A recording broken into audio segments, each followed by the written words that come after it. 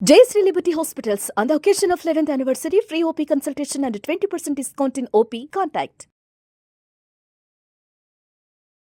Welcome to Vishnu talks. నేను మీ విష్ణు. ప్రస్తుతం నాతో పాటు ప్రపంచ రికార్డుల గ్రహీత, బహుముఖ ప్రజ్ఞాశాలి, కవిరత్న, ఐఏఎస్ హోదా కల retired commercial taxes deputy commissioner doctor Chintala Srinivas గారు ఉన్నారు. వారితో మాట్లాడదాం. సార్ నమస్తే. సార్ డాక్టర్ చింతల శ్రీనివాస్ గారు. నమస్తే మేడం విష్ణు. సో చింతల శ్రీనివాస్ గారు, మనం చూస్తూనే ఉన్నాము, దగ్గర ఒక 78-80 సంవత్సరాల నుంచి నిజం, పాకిస్తాన్ కశ్మీర్ సమస్య అనేది ఒక రావణ కాష్టంలా రగులుతూనే ఉంది కొన్ని సంవత్సరాల పాటు. నిజం విష్ణు. మొన్నటికి మొన్న ఏప్రిల్ 22వ తారీఖున పెహల్గామ్ లో జరిగిన దాడి ఘటన యావత్ దేశం, యావత్ ప్రపంచం మొత్తం నివ్వెరపోయేలా చేసింది. నిజం. మతం ప్రాతిపదికన అక్కడికి వచ్చిన యాత్రికులను, అక్కడికి వచ్చిన పర్యాటకులను చంపడం అనేది నిజంగా చాలా హేయమైన చర్య, అమానుషం.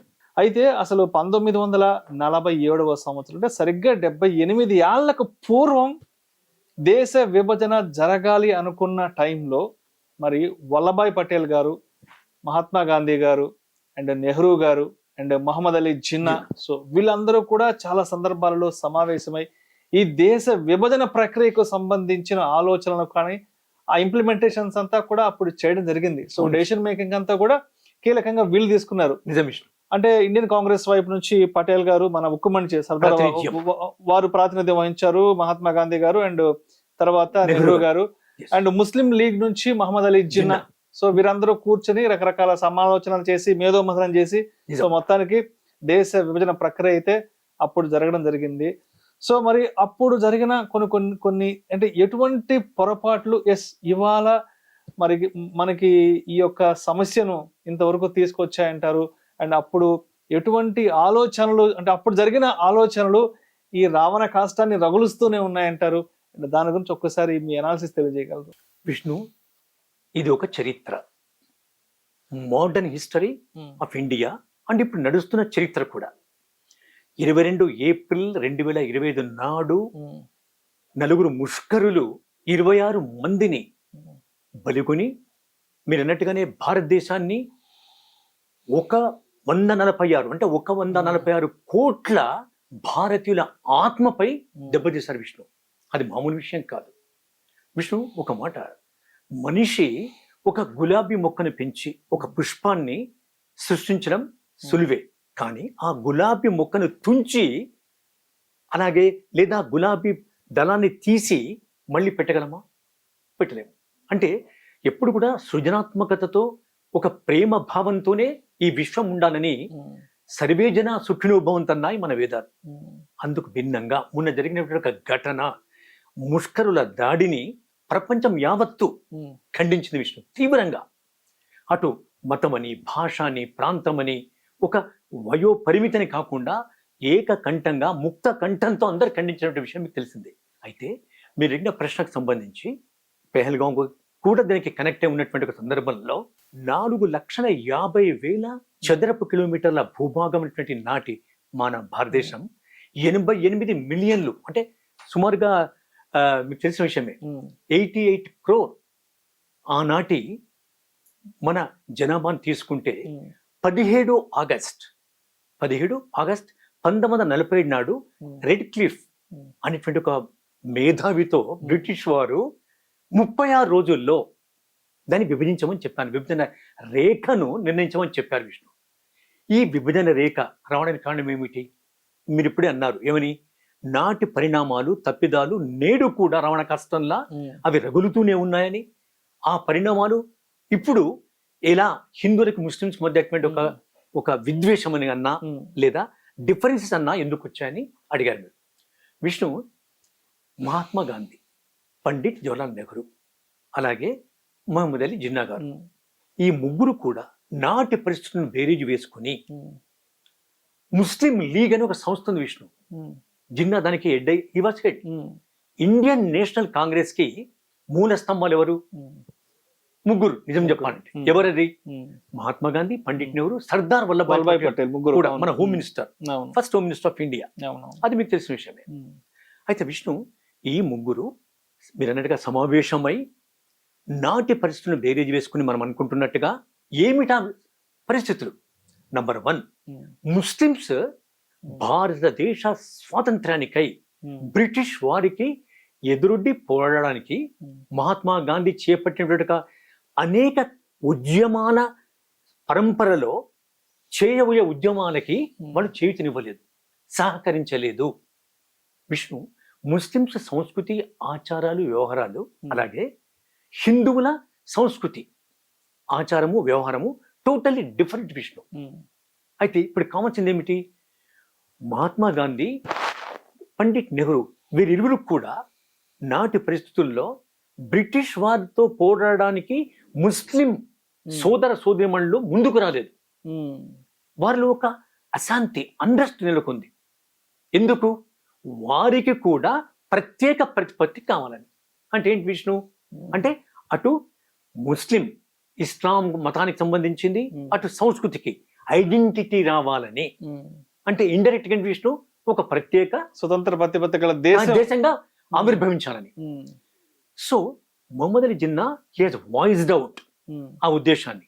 కానీ ఒక అతి ముఖ్యమైన విషయము, జేమ్స్ ముల్లర్ అనేటువంటి ఒక ప్రపంచ ప్రఖ్యాత పొలిటికల్ థింకర్, ఫిలాసఫర్, ఒక ఆర్థిక శాస్త్రవేత్త, రాజకీయ నిపుణులు, ఆయన ఏమన్నారంటే ఆయన 3 ఒక సంపుటాలు రాశారు విష్ణు.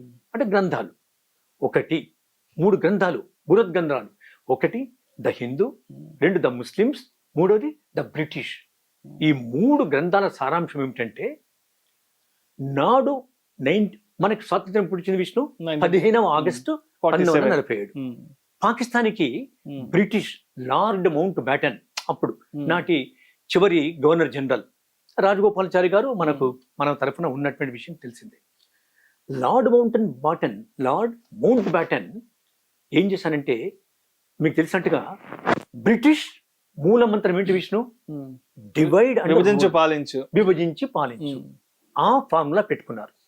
కానీ మహాత్మా గాంధీ నాటి పరిస్థితులను అర్థం చేసుకుని అద్భుతంగా తన ఉద్దేశం ఏమిటంటే, హిందువులు ముస్లిమ్స్ కలిసే ఉండాలి, విడిపోరాదు, స్వాతంత్రం మనకు రావాలి అని ఒక పట్టుదలతో ఉన్నటువంటి వ్యక్తి. నెహ్రూ దానికి కొంచెం భిన్నంగా, కాదు మనము డివైడ్ చేద్దాము, మనకు స్వాతంత్రం లభిస్తుంది, బ్రిటిష్ వారి పాలన తొలగుతుంది అన్న భావనతో ఉండే. కానీ జిన్నా ముస్లిం లీగ్కి ప్రాధాన్యత వ్యక్తి తను ఏం చేశారంటే, ముస్లింలే ఆ రాజ్యంగా మన హిందూ దేశాన్ని మార్చాలి. మరొక మాట విష్ణు, అనేక చిత్రకారులు విశ్లేషాత్మకంగా చూసి అనలైజ్ చేసి చెప్పింది ఏమిటంటే, ఒక దశలో విభజించకూడదు, ఇండియా డివైడెడ్ అని గ్రంథం రాశారు. ఎవరు విష్ణు? డాక్టర్ బాబు రాజేంద్ర ప్రసాద్.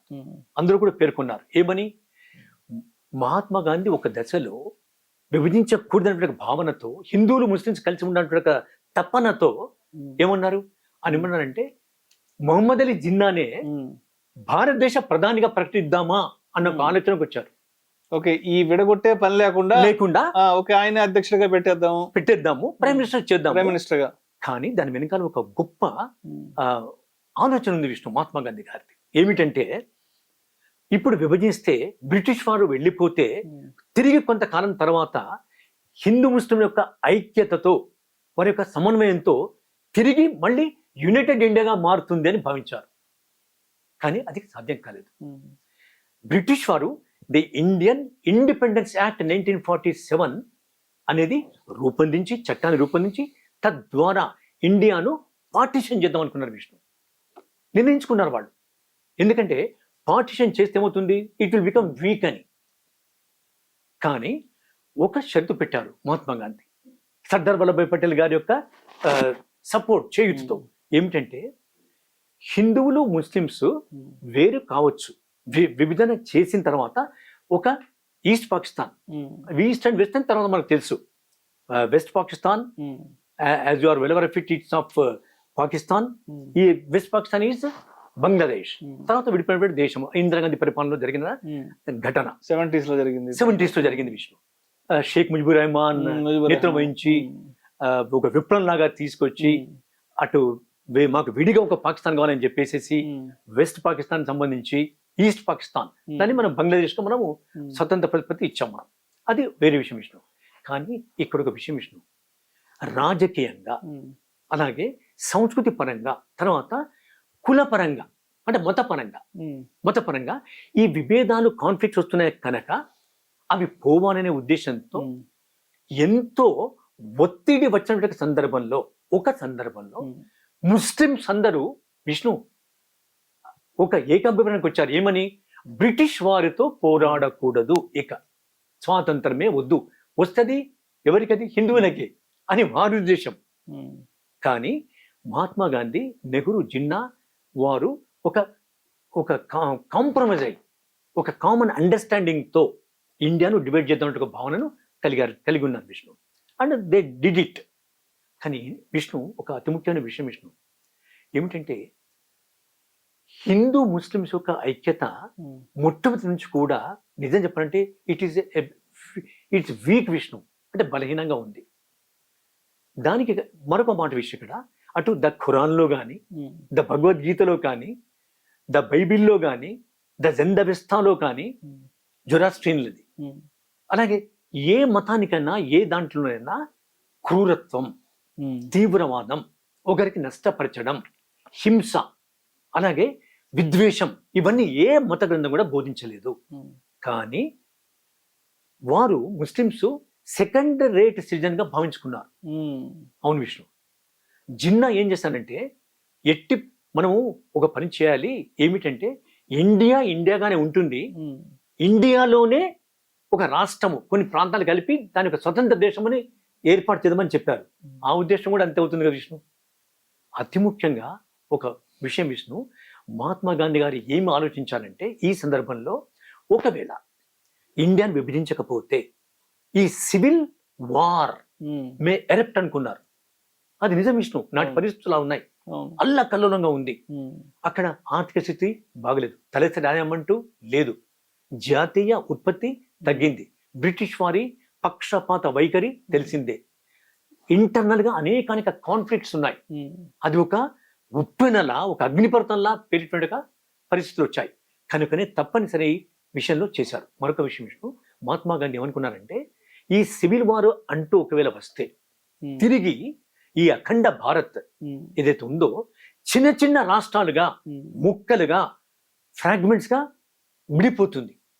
అప్పుడు ఇన్ని సంవత్సరాల బ్రిటిష్ పరిపాలన, ఒక 200 సంవత్సరాల బ్రిటిష్ పాలన, అలాగే ఆ తర్వాత చేసినటువంటి అనేక మహోద్యమాల యొక్క ఫలితము శూన్యమవుతుంది. భారతీయులకు అది స్వాతంత్ర ఫలాలు చెందవు అని వారు ఒప్పుకోవడం జరిగింది విష్ణు.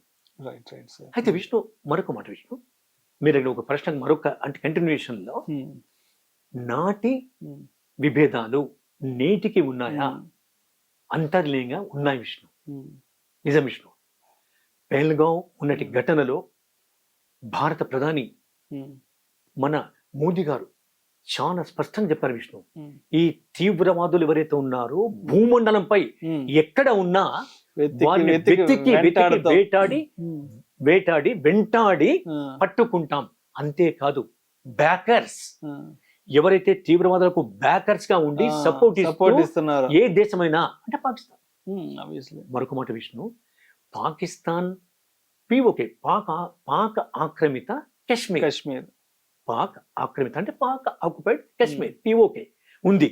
ఆ పిఓకేలోనే వీరి స్థావరాలు ఉన్నాయి. అందుకనే మొన్న ఏం జరిగింది Vishnu, expected already on record ఉన్నటువంటి ఒక తీవ్రవాదుల్ని మనకి ఇండ్లను మనం పేల్చేసాం, మన ఆర్మీ, ఇండియన్ ఆర్మీ. ఎస్. అయితే ఇక్కడ ఈ పాయింట్ అనే విష్ణు, కనుకనే అది తప్పిదము నాటిది అని అనకుండా విభిన్న చరిత్రకారులు రకరకాల అభిప్రాయాలతో ఉన్నారు విష్ణు. కానీ నాడు ఉన్నటువంటి ఆర్థిక, సాంఘిక, మతపర అండ్ సాంస్కృతిక ఈ 4 అంశాలను దృష్టిలో పెట్టుకొని India was divided, it was partitioned. అంతే తప్ప తప్పిదమంటూ ఉంది విష్ణు. తప్పిదం అంటే ఏమిటంటే, ముస్లిమ్స్ కి వారికి ప్రతిపత్తి కలిగించారు, అందులో సందేహం లేదు. కానీ బ్రిటిష్ వారి పాలసీ మాత్రమే మీకు తెలిసినట్టుగానే డివైడ్ అండ్ రూల్, అది జరిగినటువంటి ఒక విషయం విష్ణు. ఈ సంగతిని మీరు అన్నట్టుగానే మన కోట్లాది సుమన్ టీవీ వీక్షకులు కూడా ఈ విషయాన్ని గమనించాలి విష్ణు. ఎందుకంటే మొట్టమొదటి మరొక మాట విషయం ఈ సందర్భంలోనే అతి ముఖ్యమైనటువంటి విషయం ఏమిటంటే భారతదేశము ఎప్పుడు కూడా ఇతర దేశాలపైకి దండయాత్ర చేసిన చరిత్ర చరిత్ర లేదు. లేనే లేదు. ఎక్కడెక్కడోళ్ళంతా భారతదేశం మీద దండయాత్ర చేసి భారతదేశ సంస్కృతిని విచ్ఛిన్నం చేసి ధ్వంసం చేసి సో ఇక్కడ ఉన్నటువంటి వనరుల్ని ఆ సంపదని ఆ వనరుల్ని మొత్తం కొల్లగొట్టుకెళ్లారు కానీ ఏ రోజు కూడా భారతీయులు భారతదేశం అనేది ఇతర దేశాల మీద దండయాత్రలకు ఇతరుల సంపదను కొల్లగొట్టడం అనేది లేదు. అది అసలు భారతీయుల్లో అటువంటి ఆలోచన ఇప్పుడు కలగలేదు, రాదు కూడా. అవును విష్ణు. అలాగే ఘోరి గాని గదిని గాని మొఘల్స్ కానీ ఎవరైనా ఎక్కడైనా ఎప్పుడైనా రైట్ ఫ్రమ్ చంగీస్ ఖాన్ వారందరూ కూడా మన భారతీయుల సంపదను కొల్లగొట్టడానికి, అలాగే వారు ఇక్కడ స్వార్థంతోనే పరిపూర్ణమైన స్వార్థంతో వచ్చారు తప్ప మన దేశాన్ని బాగుపరచాలని, మన దేశాన్ని బాగుపరచే పరిస్థితి అప్పుడు ఎప్పుడూ లేదు. మరొకటి ఏమిటంటే ఐక్యత లోపించింది విష్ణు. నాడు వివిధ రాజ్యాలుగా ఉన్నటువంటి ఒక రాజుల మధ్య సఖ్యత లేక, అలాగే హిందుత్వ భావం అంటూ ఒక అఖండమైనటువంటి ఒక వేవ్ లేక, అలాగే భారత మాత తన పాదాలకి పాద పద్మాలకి అంకితమైనటువంటి ఒక భావన ఒక వాయిస్ అవుట్ కరెక్ట్ గా కాక కన్సర్టెడ్ గా ఫోకస్డ్ గా అది సాధ్యం కాలేదు విష్ణు. కనుకనే India was divided. Thank you sir. Thank you so much doctor Chintala Srinivas గారు. Thank you Vishnu. 1947వ సంవత్సరంలో దేశ విభజన సమయంలో అసలు అక్కడ ఎటువంటి అంశాలు చోటు చేసుకున్నాయి, ఆ రోజు జరిగిన కొన్ని చిన్న చిన్న పొరపాట్ల వల్ల ఈ రోజు అవి ఎటువంటి ఇబ్బందులకు కారణమవుతున్నాయని చాలా చక్కగా తెలియజేశారు. Thank you so much sir. Thank you Vishnu.